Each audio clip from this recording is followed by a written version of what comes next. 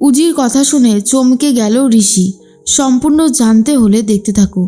গল্পের শুরুতেই দেখা যায় ঋষি তো উজিকে নিজের বাড়িতে ফিরিয়ে নিয়ে এসেছে। আর এটা দেখার পর কোনোভাবেই মেনে নিতে পারে না ঐশী।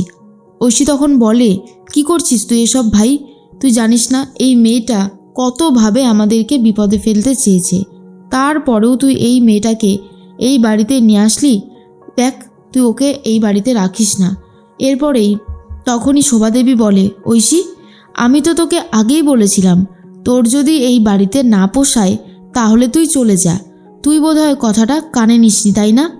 এখনও আবার বলছি, দয়া করে তুই এই বাড়ি থেকে শঙ্খকে নিয়ে বেরিয়ে যা। এই বাড়ির বউ হচ্ছে উজি, তাই এই বাড়িতে সবার আগে থাকার অধিকার উজির। আর এটা শোনার পরে ঐশী তখন বলে, মা, আজকাল তুমিও এইভাবে যে আমাকে অপমান করবে এ আমি কল্পনাও করতে পারিনি। শোভাদেবী বলে, ভুল তো কিছু বলিনি, যা বলেছি তা একদম ঠিক কথাই বলেছি। আর একটা কথা জেনে রাখ, যে অন্যায় তুই করেছিস তার কোনো ক্ষমা হয় না। আর এই যে মেয়ে, শোনো, আমি জানি না যে ঋষি তোমাকে কেন এই বাড়িতে ফিরিয়ে নিয়ে এসেছে। আমাদের সাথে কোনো কথাও হয়নি এই ব্যাপারে। তবে এটুকু জানি, ঋষি তোমাকে ভালোবাসে। তুমি যতই মিথ্যের আশ্রয় নাও না কেন, সব কিছু এবারে ঠিক করে নাও। জানি গরিব হলে তার জ্বালাটা ঠিক কতটা থাকে, তার উপরে আবার তোমাদের ওরকম একটা কঠিন অবস্থার মধ্যে দিয়ে কাটিয়েছ, যেখানে বাবাকে হারিয়েছ, জমি বিক্রি হয়ে গেছে, একটা টাকাও পাওনি সেরকম, তারপর আবার দাদাকে হারিয়েছ। সব কিছু যে তোমাদের সাথে ঘটেছে সেটা অত্যন্ত দুঃখজনক। তাই আমার মনে হয় যা হয়েছে সব ভুলে গিয়ে এখন নতুন করে জীবন শুরু করো। সেটা তোমার জন্যও ভালো আর আমাদের জন্যও ভালো। আশা করছি তুমি আমার কথাটা বুঝতে পেরেছো। এরপরেই তখন উজি কি বলবে বুঝতে পারে না, কিন্তু ঋষির দিদি অর্থাৎ ঐশী খুবই ঝামেলা করতে থাকে। তখনই ঋষির বাবা বলে, ঐশী, অনেকক্ষণ ধরে আমি দেখে যাচ্ছি তুমি খুব ঝামেলা করছো। এই বাড়িটা তোমার না, এই বাড়িটা আমারও না। এই বাড়িটা যার, আমাদের বাবা, সে এখনও বেঁচে আছে, সেই বলবে এই মেয়েটা এই বাড়িতে থাকবে কি থাকবে না।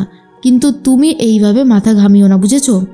তার মধ্যেই যে যার ঘরে সবাই চলে যায়। তখন ঋষি উজিকে নিয়ে টানতে টানতে নিজের ঘরে যায়, দরজার ছিটকিনিটা বন্ধ করে দেয় আর বলে, আমি মায়ের মতন অত ভালো মানুষ নই। আর আমি তোমাকে একটা কথা বলছি, জেনে রাখো, যে অন্যায় তুমি করেছো তার জন্য তোমাকে এখন শাস্তি পেতে হবে। প্রমাণ দিতে হবে তোমাকে যে তুমি আর আগের মতন নেই, তুমি পুরোপুরি বদলে গেছো। তাই প্রমাণ যতক্ষণ তুমি না দেবে ততক্ষণ আমরা কেউই তোমার কথা বিশ্বাস করব না। তোমার দিদি নিশা, সে আবারও অনেক কিছুই করতে পারে, আর তার উপরে ভরসার বিশ্বাস আমরা একদমই করতে পারছি না। এরপরেই উজি বলে, আপনি যে ভরসার বিশ্বাস করে আমাকে এই বাড়িতে ফিরিয়ে এনেছেন তার জন্য অসংখ্য ধন্যবাদ। আমি একটা কথা বলছি, এবারে যদি আমার দিদি অন্যায় করে তাহলে ওর সামনে আমি ঢাল হয়ে দাঁড়াবো। কোনো বিপদই এই পরিবারকে আপনাকে স্পর্শ করতে পারবে না। আমিও আপনাকে অনেক ভালোবাসি ঋষিবাবু, দয়া করে আমাকে আর একটা সুযোগ দিন। এরপরে দেখা যায় ঋষি আর কোনো কথা না বলে ঘুমিয়ে পড়ে। পরের দিন সকাল হতেই ঋষি আবারও কাজে বেরিয়ে যায়। সকাল পেরিয়ে রাত হয়ে যায়, কিন্তু ঋষির আর কোনো খোঁজ নেই। এরপরেই উজি ব্যস্ত হয়ে গেছে খোঁজ নেওয়ার জন্য। বাড়ির কাজের লোককেও জিজ্ঞেস করে, কিন্তু কোনো উত্তর পায় না। তার মধ্যেই ঐশী বাড়িতে সব জায়গায় সিসিটিভি ক্যামেরা লাগাবে বলে ঠিক করে, সিকিউরিটি আরও বাড়িয়ে দেয়, আর বাড়ির কাজের লোকগুলো চেঞ্জ করবে বলে ঠিক করে। তখনই দাদু বলে, ঐশী, আমাদের বাড়িতে তো কোনোদিনও সিসিটিভি লাগানো হয়নি, এখন সিসিটিভি দিয়ে কি হবে, এসব থাক না। তখনই ঐশী বলে, না, কোনোভাবেই থাকবে না দাদু।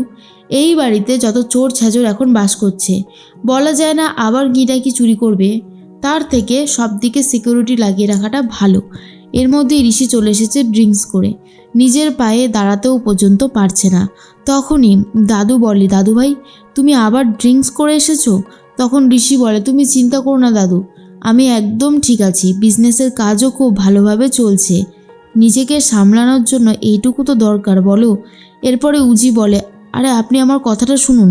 এরপর ঋষিকে ঘরে নিয়ে আসে আর বলে, আপনি তো আমাকে কষ্ট দিতে চাইছেন, তাহলে আমাকে কষ্ট না দিয়ে নিজেকে কষ্ট দিচ্ছেন কেন ঋষিবাবু? আপনি খুব ভালো মতন জানেন যে এটা খেলে আপনি সবার কাছে ঠিক কতটা নিচে নেমে যান। কিন্তু আপনি আমার কোনো কথা শোনেন না। অন্যদিকে ঐশী দাদুকে বলে, দেখলে তো, এই মেয়েটার জন্য আমাদের ঋষি আজকাল ড্রিঙ্ক করে বাড়ি ফিরছে।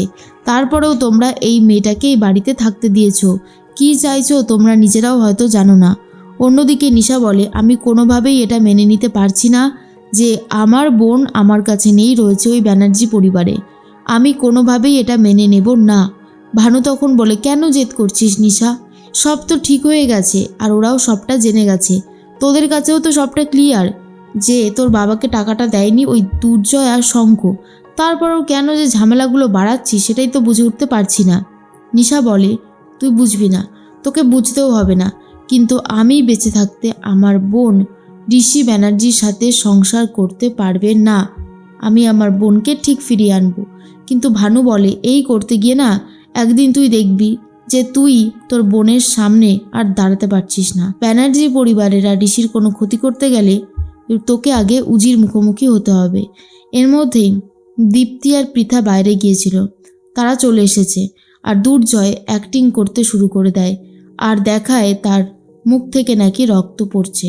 এইসব দেখার পরে হসপিটালে ভর্তি করতে নিয়ে যায় পৃথা আর দীপ্তি।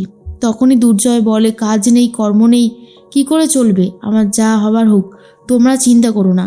এরপর পৃথা ভয় পেয়ে গেছে, কি করবে বুঝতে পারছে না। অন্যদিকে ঋষি ঘুমিয়ে পড়েছে।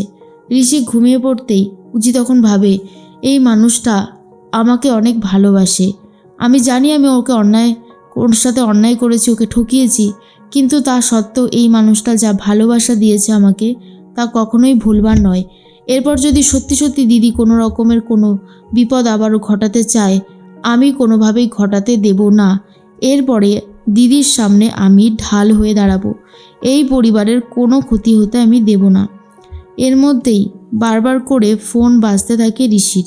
ফোন করেছে পৃথা, আর তখন তো অলরেডি ঋষি ঘুমাচ্ছে, তাই ফোনটা ধরেছে উজি আর বলে, আমি উজি বলছি। পৃথা বলে, ঋষি কোথায়? ঋষিকে একবার ফোনটা দেবে? তখনই উজি বলে, ঋষিবাবু ঘুমাচ্ছেন। কেন বলো তো মাসি, কি হয়েছে? এরপর পৃথা বলে, দুর্জয়ের অবস্থা ভালো না, মুখ থেকে রক্ত পড়ছে, আমরা হসপিটালে নিয়ে এসে ভর্তি করলাম। ঋষির কাছে ফোন করেছিলাম যদি ঋষিরা আসে, দিদিভাইয়ের কাছেও ফোন করলাম, কিন্তু দিদিভাই কোনোভাবেই ফোনটা ধরছে না। তুমি তো জানোই এই মানুষটা ছাড়া আর আমাদের কেউ নেই।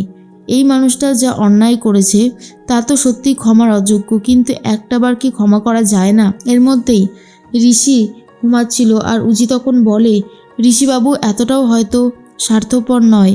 আমি ঋষিবাবুকে ডাকছি, ঘুম থেকে তুলছি, তারপর দেখছি উনি কী করে। অন্যদিকে নিশা ভাবে কিছুতেই সে উজিকে ঋষি ব্যানার্জির সাথে সংসার করতে দেবে না।